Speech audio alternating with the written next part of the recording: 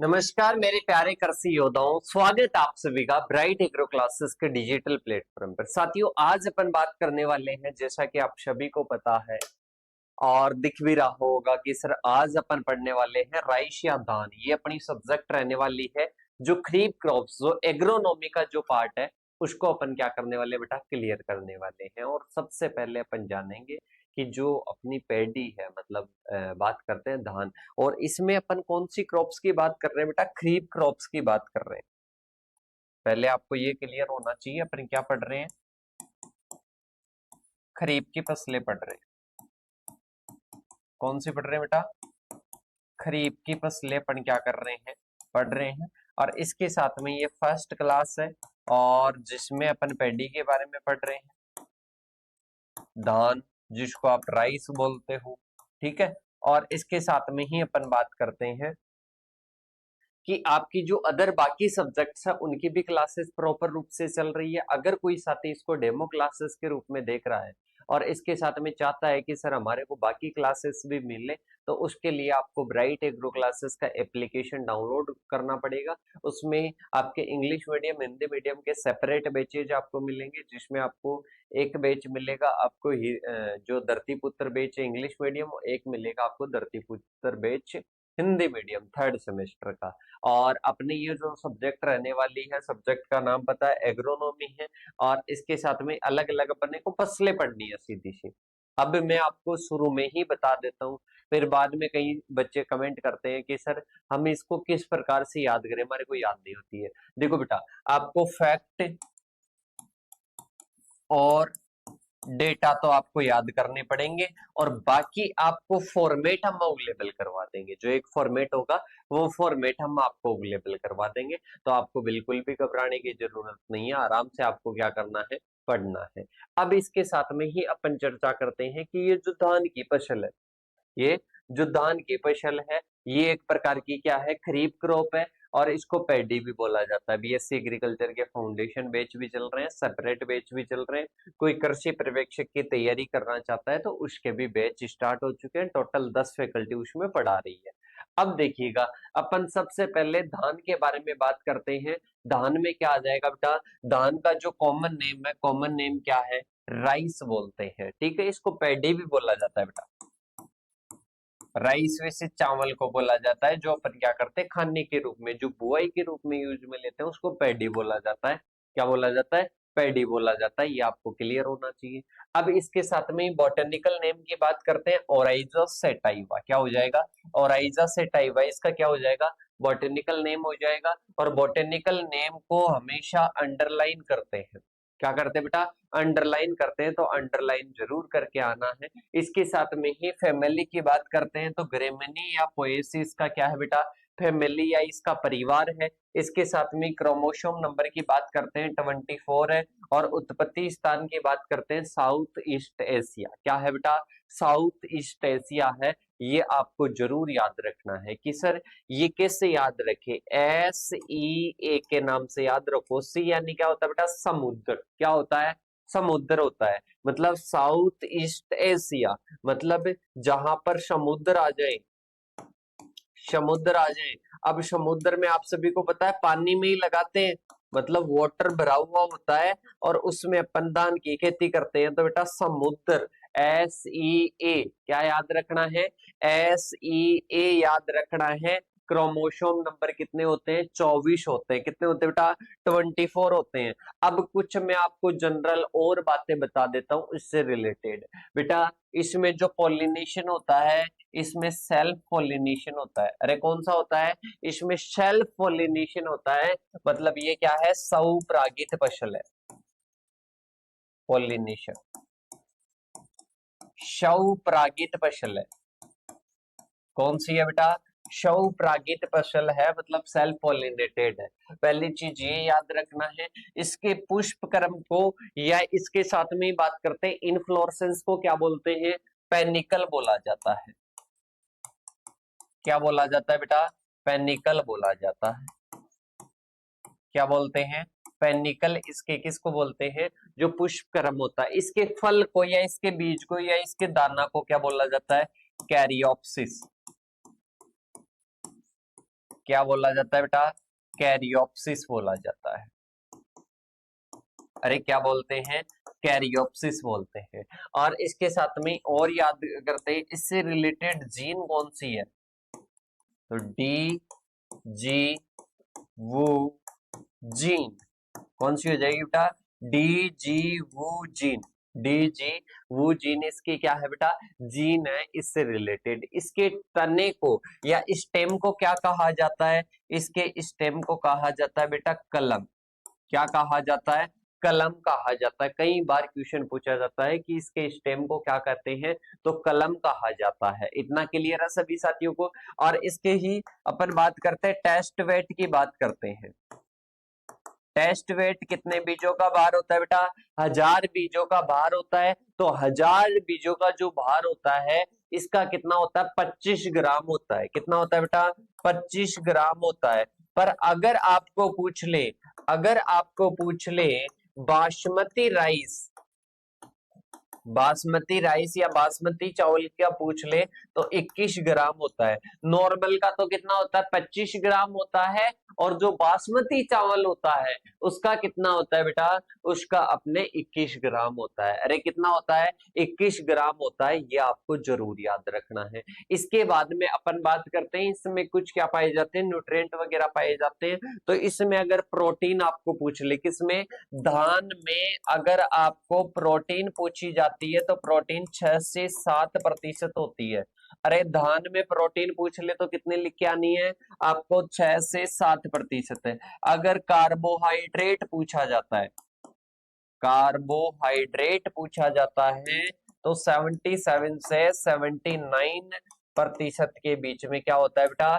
Carbohydrate होता है। कितना होता है? ये 77 से 79 के बीच में होता है।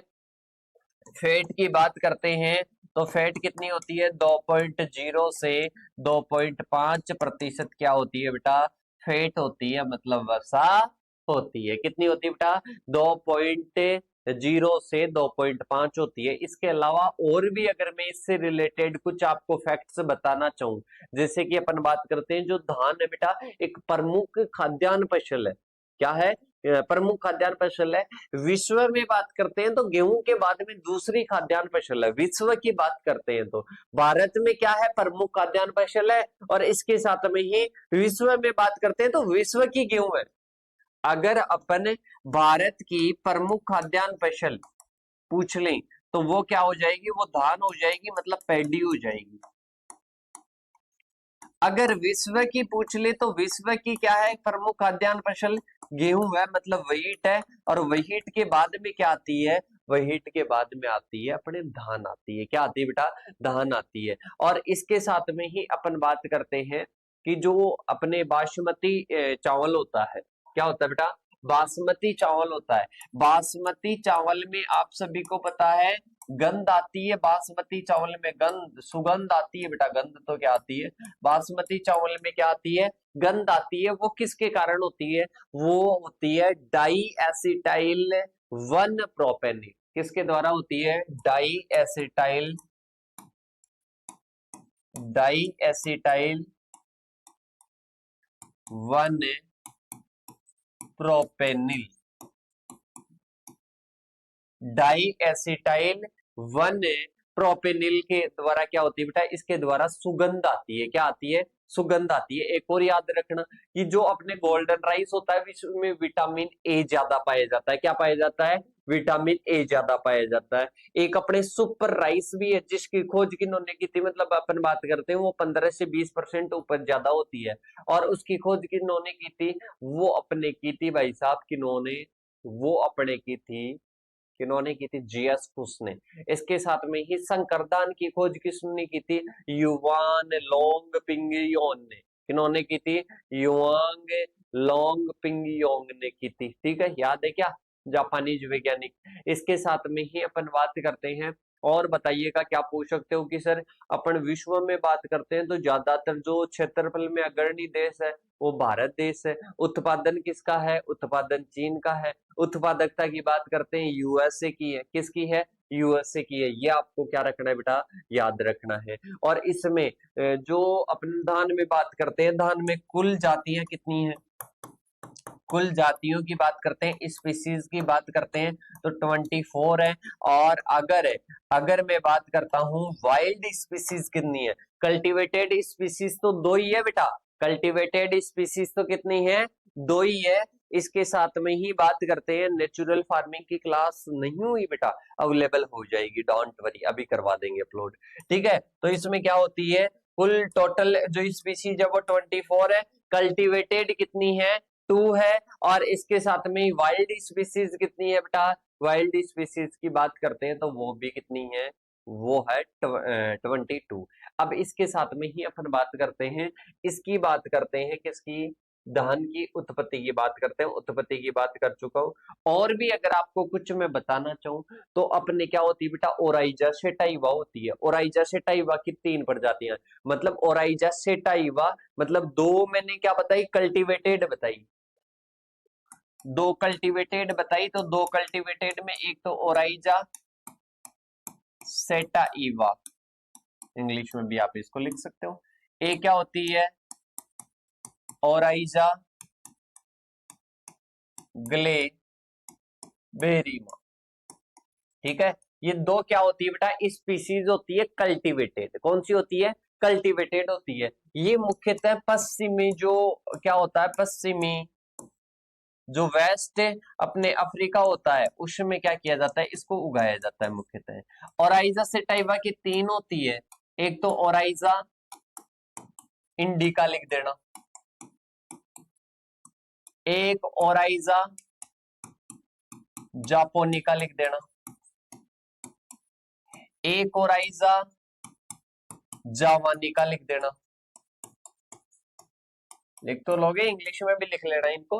तो ये क्या होती है? ये 3 होती है बेटा। कितनी होती है? 3 होती है। अब तीनों में सबसे पहले ये किसकी उपप्रजातियां हैं? ये ओराइजा सेटाइवा की है, सभी स्पीसीज है।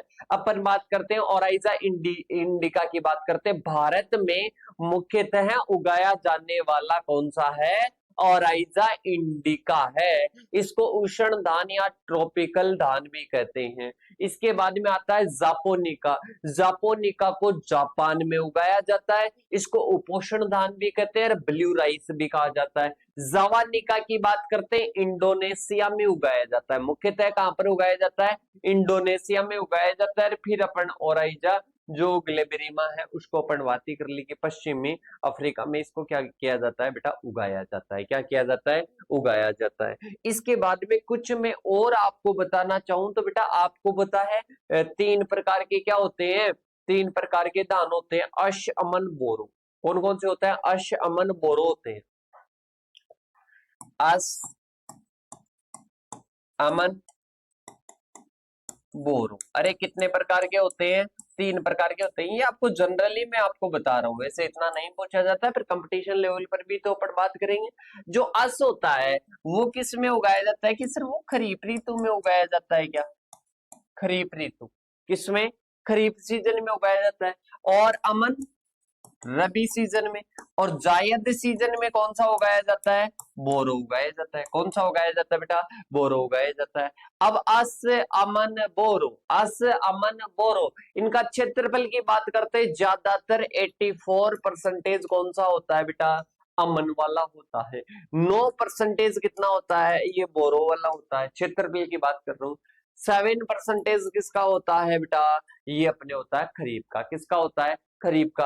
अब इसमें क्या होती है? 2 प्रकार की होती है बेटा। 2 प्रकार की कैसे? कि सर एक तो अपने कटाई का समय, एक बुआई का समय। एक तो कटाई का समय, या पहले सर बुआई का लिख दो ना। एक तो बुआई, बुआई को क्या बोलते हैं? सॉविंग बोलते हैं।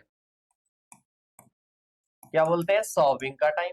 एक क्या होता है? कटाई का, मतलब हार्वेस्टिंग का क्या हो जाएगा? समय आ जाएगा। अब बुआई के समय की बात करते हैं तो बुआई कब करते हैं? पहले आपको अप्रैल मई से स्टार्ट करना। अप्रैल मई, जून जुलाई, नवंबर दिसंबर। अप्रैल, मई, इसके साथ में जून, जुलाई और नवंबर, नवंबर, दिसंबर,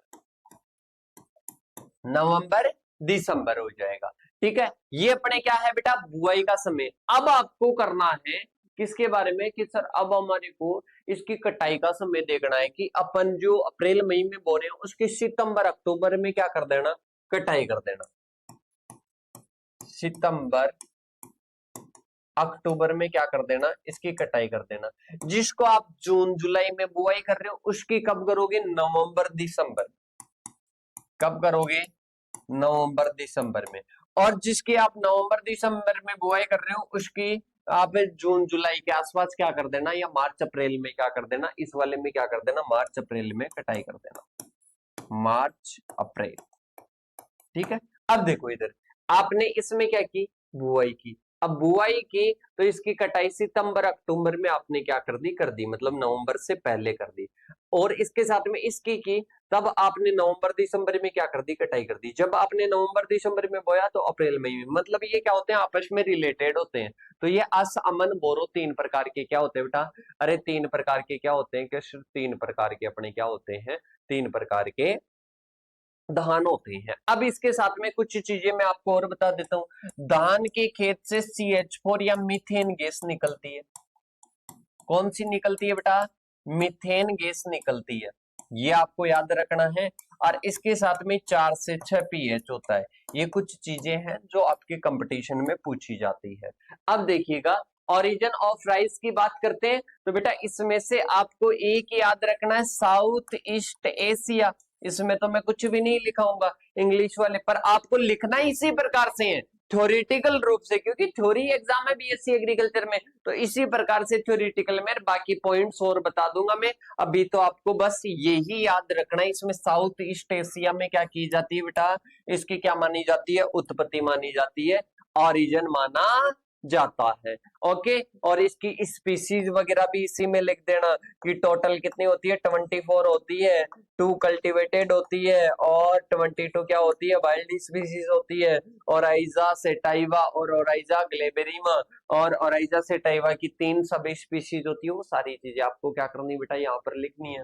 इसके बाद में अपन चलते हैं आगे की ओर। जियोग्राफिकल डिस्ट्रीब्यूशन का मैंने बताया बेटा, एक तो वेस्ट बंगाल याद रख लेना, भारत में कौन सा याद रख लेना, वेस्ट बंगाल याद रख लेना। और इसके साथ में ही बात करते हैं, वेस्ट बंगाल, उत्तर प्रदेश और पंजाब, बिहार, छत्तीसगढ़, ओडिशा, तमिलनाडु, आंध्र प्रदेश, इनमें क्या होता है बेटा, मुख्यतः धान का क्या होता है, उत्पादन होता है। और ये ट्रॉपिकल और सब ट्रॉपिकल ओरिजिन में ज्यादा पाया जाता है, रीजन्स में ज्यादा पाया जाता है, मतलब उष्ण कटिबंधीय और उपोष्ण कटिबंधीय जो क्षेत्र होते हैं उनमें इनका डिस्ट्रीब्यूशन क्या होता है, अधिक होता है। क्या होता है बेटा, अधिक होता है। तो आई होप आप सभी को ये भी समझ में आ गया कि जियोग्राफिकल डिस्ट्रीब्यूशन क्या है।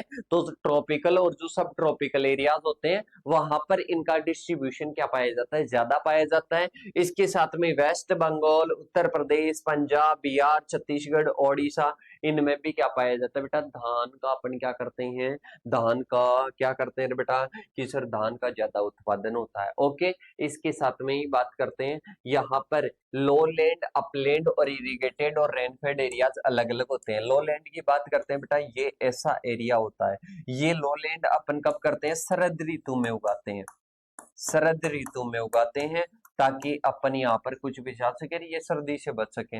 अपलैंड कब करते हैं, अपलैंड अपन बारिश के समय में, बारिश के समय में मतलब वर्षा ऋतु में जब अपन बोते हैं ना, तब बेटा कौन सा लेते हैं अपन, तब अपन जो अपलैंड राइस है वो क्या करते हैं, ग्रो करते हैं। तो लो लैंड होते हैं और अपलैंड, दो प्रकार के क्या होते हैं बेटा, राइस होते हैं। इसके साथ में ही बात करते हैं इकोनॉमिक इंपॉर्टेंस क्या है। तो इकोनॉमिक इंपॉर्टेंस में अभी मैंने पहले जो सारी चीजें आपको बताई थी कि सर कौन कौन सी बताई थी, मैंने आपको बताई थी सबसे पहली तो कौन सी बताई थी, देखे बताओ कमेंट करके कि सर आपने बताया प्रोटीन कितना पाया जाता है, कि सर आपने बताया कार्बोहाइड्रेट कितना पाया जाता है, वसा कितनी पाई जाती है, तो बताओ कितनी, 6 से 7%। मैंने क्या बताई थी, प्रोटीन बताई थी। 77 से 79 क्या बताया था मैंने, कार्बोहाइड्रेट बताया था। और इसके साथ में 2.0 से 2.5 क्या बताया था बेटा, फैट बताया था या वसा बताई थी। अब इसके साथ में इकोनॉमिक इंपॉर्टेंस की बात करते हैं। किसकी बात करते हैं, इकोनॉमिक इंपॉर्टेंस की बात करते हैं। तो धान दुनिया की आधी से अधिक आबादी का क्या है, मतलब आहार है। अपन बात करते हैं कि भारत में मुख्यतः खाद्यान्न फसल कौन सी है बेटा, यही है, धान ही है। और दुनिया में दूसरा है, पहला कौन सा है, गेहूं है, वो हीट है।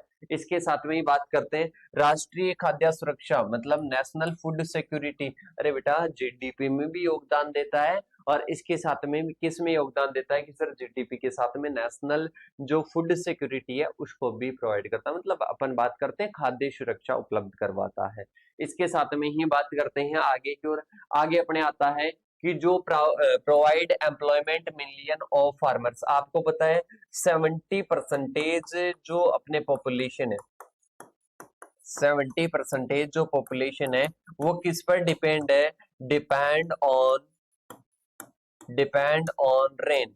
मतलब 70% जो पॉपुलेशन है वो किस पर डिपेंड है बेटा, वो अपने वर्षा पर क्या है, आधारित है, वो वर्षा पर क्या है, आधारित है। तो अपन बात करते हैं इसमें हास के, चौकर, पराली उद्योग मतलब स्ट्रा उद्योग, इनमें भी क्या करते हैं, इसका यूज करते हैं। तो इसका इकोनॉमिक इंपॉर्टेंस हो जाएगा, प्रोटीन वगैरह वो सारी चीजें लिख देना।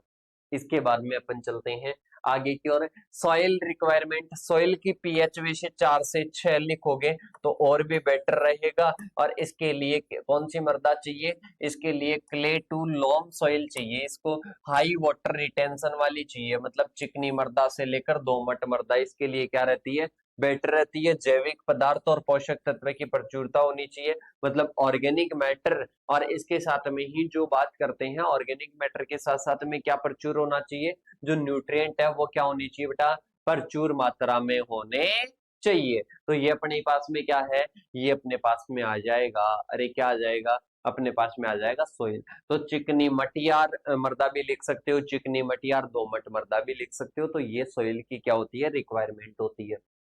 इसके बाद में आता है क्लाइमेटिक रिक्वायरमेंट। क्लाइमेटिक रिक्वायरमेंट की बात करते हैं, ये क्या है, एक तो ट्रॉपिकल और सब ट्रॉपिकल है बेटा। ये क्या है, मेनली अपन बात करते हैं तो ट्रॉपिकल और सब ट्रॉपिकल है।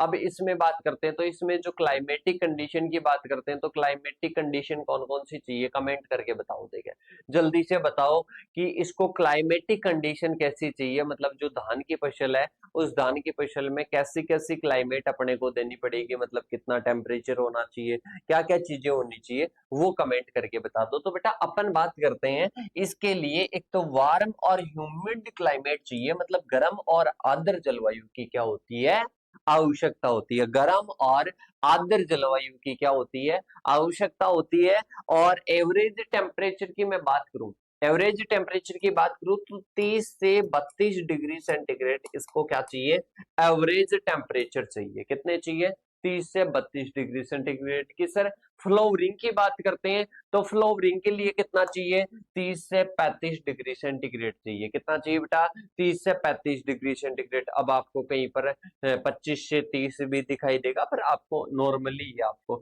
मैच्योरिटी के लिए 20 से 25, मैच्योरिटी के लिए फिक्स है 20 से 25। इसके साथ में टिलरिंग के लिए अपन बात करते हैं, जब टिलर आते हैं तो उसके लिए 25 से 30 चाहिए। जर्मिनेशन की बात करते हैं, अंकुरण की बात करते हैं कि अंकुरण के समय कितना चाहिए, तो आपको जर्मिनेशन के टाइम कितना चाहिए, 25 से 30 डिग्री सेंटीग्रेड। तो इसमें एक तो 25 से 30 डिग्री सेंटीग्रेड, एक 30 से 32 डिग्री सेंटीग्रेड, ये दो आपको क्या रखना है बेटा, अच्छे से याद रखना है। इसके बाद में चलते हैं आगे की ओर। अंकुरण वगैरह ये सारी चीजें हो जाती है, कल्ले निकलना हिंदी में आ गई सारी चीजें। इसके बाद में बात करते हैं 100 से 200 सेंटीमीटर रेनफॉल की क्या होती है बेटा, आवश्यकता होती है। 100 से 200 सेंटीमीटर या तो रेनफॉल होनी चाहिए, अगर ये नहीं होती है तो अपने को क्या करना चाहिए बेटा, अपने को क्या करना चाहिए, सिंचाई करनी चाहिए। इसके लिए एक और चीज याद रखना, सिंचाई की क्रांतिक अवस्थाएं कौन सी होती है, सिंचाई की क्रांतिक अवस्था एक तो होती है इसमें टिलरिंग। टिलरिंग मतलब जब इसमें टिलर आते हैं उस समय क्या होती है बेटा, सिंचाई की क्रांतिक अवस्था होती है। मतलब अपन बात करते हैं पौधरोपण से अपन कटाई तक की बात करते हैं। कटाई के 2 से 3 सप्ताह पहले मान लो, मतलब पौधरोपण से लेकर जब कटाई करते, कटाई के 2 से 3 सप्ताह पहले खेत में 8 से 10 सेंटीमीटर पानी भरा हुआ होना चाहिए। अरे कितना भरा हुआ होना चाहिए? 8 से 10 सेंटीमीटर क्या भरा होना चाहिए? पानी भरा हुआ होना चाहिए। अपन बात करते हैं जो धान है ना बेटा, जो धान है वो क्या होता है? अर्ध जलमग्न होता है, मतलब आधा जल में क्या होता है? भरा हुआ होता है। अपन एक और चीज याद रखना, इसमें एरोकाइमेटिक जो धान का प्लांट है ना बेटा, ये सारी चीजें लिखते रहना, मैं बताऊं। ये जो धान का पौधा है ना, इसमें एरोकाइमेटिक एरोकाइमेटिक उत्तक पाए जाते हैं। अरे कौन से पाए जाते हैं? एरोकाइमेटिक उत्तक पाए जाते हैं। और ये उत्तक, एरोकाइमेटिक उत्तक पाए जाते हैं, और ये उत्तक क्या होते हैं? ये पत्तियों से O2 का, मतलब इसमें बात करते हैं अर्ध जलमग्न है, नीचे शोषण की क्रिया नहीं होगी, तो इसलिए इसमें पत्तियों वगैरह से क्या होता है? शोषण होता है। क्या होता है बेटा? शोषण होता है। तो अपन बात करते हैं एरोकाइमेटिक उत्तक पाए जाते हैं। मतलब O2 की जो क्रिया होती है वो एरोकाइमेटिक उत्तकों के द्वारा होती है, इन टिश्यू के द्वारा होती है। 8 से 10 सेंटीमीटर पानी भरा हुआ होना चाहिए। क्लियर है क्या बेटा? अरे कमेंट करके बता देना क्लियर है क्या। वेराइटीज की बात करते हैं, हाई यील्डिंग वेराइटीज की बात करते हैं, तो इसमें कौन सी आ जाएगी? IR 64, MTU 1010 सवर्णा आ जाएगी। इसके साथ में बासमती की बात करते हैं, पूषा बासमती 1 और पूषा 1121 आ जाएगा। हाइब्रिड की बात करते हैं तो इसमें सहाद्री और इसके साथ में KRS2 और अराइज 6444 आ जाएगी। शॉर्ट ड्यूरेशन वाली की बात करते हैं, जया और नवीन आ जाएगी। ठीक है, और इसके साथ में ही म्यूटेंट वेराइटीज की बात करते हैं। म्यूटेंट का मतलब क्या है? उत्परिवर्तित किस्में। अरे कौन सी आ जाएगी बेटा? उत्परिवर्तित किस्में की बात करते हैं तो जगन्नाथ और सत्तारी, जगन्नाथ और सत्तारी किस्में आ जाएगी। अरे कौन सी आ जाएगी बेटा? जगन्नाथ और जो सत्तारी किस्म है, जगन्नाथ और जो सत्तारी है वो उत्परिवर्तित किस्म है। कई बार पूछा जा चुका है, तो याद जरूर रखना है बेटा। इसके बाद में बात करते हैं कल्चरल प्रैक्टिसेस की बात करते हैं, मतलब फील्ड की जो अपन क्या करते हैं, तैयारी करते हैं, तो 2 से 3 प्लॉविंग करते हैं, फिर पडलिंग करते हैं बिफोर ट्रांसप्लांटिंग। मतलब अपन ट्रांसप्लांटिंग से पहले क्या करेंगे बेटा? 2 से 3 जुताई करेंगे, जुताई करने के बाद में क्या करेंगे बेटा? जुताई करने के बाद में उसमें क्या करेंगे? पडलिंग करेंगे। क्या करेंगे? पडलिंग करेंगे, लेह युक्त बनाएंगे मर्दा को। किसको? मर्दा को। इसके साथ में नर्सरी रेजिंग की बात करते हैं। 20 से 25 days old seedling are transplanted. मतलब अपन बात करते हैं नर्सरी से खेत में ट्रांसप्लांटिंग करते हैं, तो जो सीडलिंग होती है वो कितनी पुरानी होनी चाहिए? वो 20 से 25 दिन पुरानी होनी चाहिए। अरे कितनी पुरानी होनी चाहिए? 20 से 25 दिन पुरानी होनी चाहिए। इसके साथ में ही बात करते हैं स्पेसिंग। स्पेसिंग कितनी रखी जाती है? 20 सेंटीमीटर 15 सेंटीमीटर। मतलब 20 इंटू 15 सेंटीमीटर क्या चाहिए बेटा? स्पेसिंग चाहिए। किसके लिए? धान के खेत में जब अपन बुआई करते हैं तो स्पेसिंग कितनी रखते हैं? 20 से 15 सेंटीमीटर रो इनटू प्लांट रखते हैं। इसके साथ में ही बात करते हैं फर्टिलाइजर कितना दिया जाता है? 100 और इसके साथ में 50-50 NPK किलोग्राम में देते हैं। किस में देते हैं बेटा? किलोग्राम में देते हैं, और 3 भागों में देते हैं। 3 भागों में देते हैं। पहली बेसल डोज देंगे, मतलब बुआई के समय देंगे, इसके साथ में फिर टिलरिंग में देंगे, फिर पेनिकल में देंगे। ठीक है, अब इसमें फास्फोरस और पोटेशियम तो शुरुआत में दे दिया जाता है, और नाइट्रोजन को 3 पार्ट में डिवाइड करके बाद में दे दिया जाता है। ठीक है, तो ये क्या है बेटा? फर्टिलाइजर है। इसके बाद में वीड कंट्रोल की बात करते हैं। वीड कंट्रोल में क्या क्या देते हैं? ब्यूटाक्लोर देते हैं। क्या देते हैं बेटा?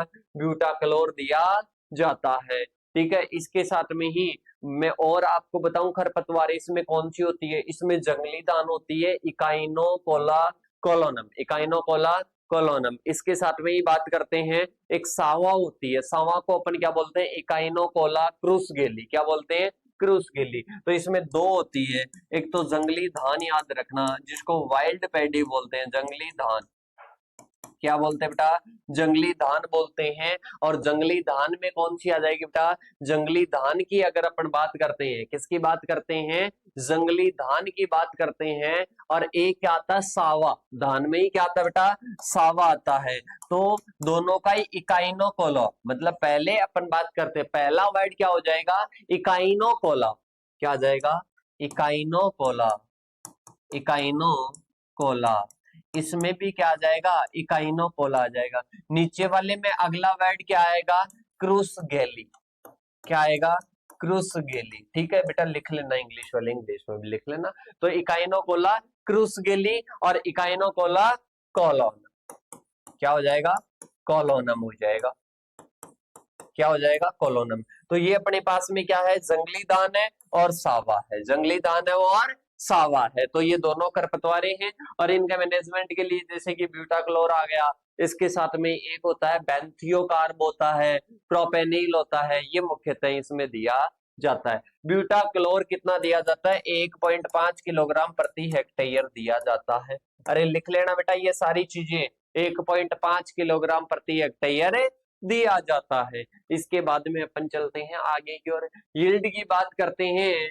50 से 60 क्विंटल प्रति हेक्टेयर देते हैं, मतलब 5 से 6 टन प्रति हेक्टेयर इसकी क्या होती है, यील्ड होती है इरिगेटेड में। रेनफेड में बात करते हैं 20 से 30 क्विंटल, मेनली आपको यही याद रखना है। हाइब्रिड की बात करते हैं 7 से 8 टन होती है। कितनी होती है बेटा, 7 से 8 टन होती है। तो ये आपकी धान की फसल क्या होती है, कंप्लीट होती है। अब मैं आपको कुछ चीजें और बता दूं क्या बेटा, अरे कुछ चीजें एक्स्ट्रा बता दूं क्या, कि सर बता दो कि क्या एक्स्ट्रा चीजें हैं। अब ध्यान रखना बेटा, इसमें ध्यान रखना, जो स्पेसिंग मैंने बता दिया था कि ट्रांसप्लांटिंग के लिए 20 से 10 याद रख लेना। कितनी याद रखना, 20 से 10 में कितने होते हैं, बहुत सारे पौधे होते हैं। इसके साथ में एसआरआई विधि होती है, उसमें 25 इंटू 25 सेंटीमीटर रखी जाती है। एसआरआई विधि होती है, उसमें 25 इंटू 25 सेंटीमीटर। और इसकी जो नर्सरी लगाने की, नर्सरी तैयार करने की जो विधियां होती है, बुआई की विधियां होती है, उनसे एक क्वेश्चन जरूर पूछा जा सकता है, उनको आपको जरूर याद रखना है। इसमें एक बुशनिंग की क्रिया होती है। क्या होती है बेटा, बुशनिंग की क्रिया होती है। मतलब इसमें क्या करते हैं, बुआई की 25 से 45 दिन बाद में क्या करते हैं, खेत में हल चलाकर खरपतवारों को निकालते हैं, उसको बुशनिंग कहा जाता है। क्या कहा जाता है, बुशनिंग कहा जाता है। इसके साथ में एक और याद रखना कि अपन बात करते हैं, जो ब्राउन मैन्यूरिंग भी इसी में होती है। मतलब जो खरपतवारें होती है, जो वीड्स होती है, उनको शाकनाशियों का प्रयोग करके खेत में दबाकर भूमि में खाद के रूप में डाल देते हैं। तो वो क्या होती है बेटा, वो अपने पास में ब्राउन मैन्यूरिंग होती है। क्या होती है, ब्राउन मैन्यूरिंग होती है। तो आई होप आप सभी को ये क्लियर हो गया होगा। और अपन जो अपने धान है, धान की फर्स्ट अपन बोनी किस्म की बात करते हैं, तो वो TN1 है। कौन सी है बेटा, TN1 है। ये आपको जरूर क्या रखना है बेटा, याद रखना है। और IR8 की बात करते हैं, अधिक उच्च उत्पादन देने वाली, मतलब प्रोडक्शन देने वाली, इसको जादुई धान भी कहा जाता है, जादुई किस्म भी कहा जाता है। IRRI मनीला फिलीपींस के द्वारा ये क्या की गई थी, डेवलप की गई थी। और जया की बात करते हैं, TN1 की, TN1 और T141 के क्रॉस से ये बनी थी। तो अपन बात करते हैं भारत की जादुई किस्म, भारत की जादुई किस्म जया आ जाएगी। और इसके साथ में ही अपन वर्ल्ड की जो जादुई किस्म है, मिराकल जो वेराइटी है, वो क्या हो जाएगी, IR8 हो जाएगी। क्या हो जाएगी बेटा, IR8 हो जाएगी। तो आई होप आप सभी को ये क्लियर हो गया होगा। अरे हो गया क्या बेटा, क्लियर हो गया। तो फिर चलें आगे की ओर कि सर बिल्कुल हो गया। इसके साथ में एक और याद रखना, बासमती जो चावल है, उसमें विश्व की फर्स्ट संकर किस्म की बात करते हैं, PRS10। कौन सी आ जाएगी, PRS10। अगर धान का आपको भंडारण करना है, मतलब उसको स्टोर करना है, तो 12% नमी चाहिए। कितनी चाहिए बेटा, 12% क्या चाहिए, नमी चाहिए। इसके साथ में एक और क्वेश्चन याद रखना, अपन क्या करते हैं धान में, क्या करते हैं बेटा, धान में अपन जो नाइट्रोजन देते हैं, नाइट्रोजन वाले उर्वरक देते हैं, वो नाइट्रोजन वाले नाइट्रेट वाले उर्वरक नहीं देते हैं, वो अमोनिकल उर्वरक देते हैं। अमोनियम सल्फेट इसके लिए बेस्ट रहता है, कैल्शियम अमोनियम नाइट्रेट बेस्ट रहता है, अमोनियम नाइट्रेट इसके लिए बेस्ट रहता है। तो ये जरूर याद रखना कि धान के लिए उपयुक्त उर्वरक अमोनियम सल्फेट, अमोनियम नाइट्रेट और कैल्शियम अमोनियम नाइट्रेट। धान के लिए उर्वरकों की बात कर ले, ब्लू ग्रीन एल्गी हो जाएगा और एजोला हो जाएगा। इसके साथ में और मैं अगर बताऊं कि धान में जो उर्वरक होते हैं उनको किस में दिया जाता है, कौन से जोन में दिया जाता है, रेड्यूस्ड जोन में दिया जाता है, अपचयित क्षेत्र में दिया जाता है। धान नाइट्रोजन को ग्रहण करता है तो कौन से रूप में ग्रहण करता है कि सर अमोनियम रूप में ग्रहण किया जाता है। लीफ कलर चार्ट होता है LCC, इसको नाइट्रोजन की जो डिमांड होती है उसको डिटर्मिनेट करने के लिए, मतलब नाइट्रोजन की जो मांग होती है उसको निर्धारित करने के लिए इसका प्रयोग किया जाता है। तो क्लियर हो गया क्या बेटा, अरे क्लियर हो गया क्या। एक अपने क्या होता है, एक अपने एरोबिक राइस सिस्टम भी होता है, इसको अपन डिटेल से बाद में चर्चा कर लेंगे, इतना आपसे नहीं पूछा जाएगा। इसके साथ में ही फेरिक की अगर अधिकता हो जाती है तो ये किसके कारण होती है, धान में ही होती है। फेरिक की अधिकता के कारण क्या होती है, ब्राउनिंग होती है। ब्राउनिंग की बात करते हैं, जिंक की कमी के कारण होती है, किस में होती है, इसी में होती है। जिंक की कमी के कारण खेरा रोग भी होता है, किस में होता है, अपने इसी में होता है, धान में ही होता है। इसके साथ में एक और याद रख लेना, लास्ट में बता देता हूँ, उपज मैंने बताई थी 50 से 60 क्विंटल, ठीक है। और इसके साथ में ही 20% जब नमी होती है ना तब कटाई कर लेनी चाहिए, और 12% नमी पर क्या कर लेना चाहिए, स्टोर कर लेना चाहिए। आई होप बेटर तरीके से सब कुछ समझ में आ गया। नोट्स वगैरह साथ के साथ में बनाते रहना। मिलते हैं नेक्स्ट सेशन के साथ में, तब तक के लिए थैंक यू सो मच।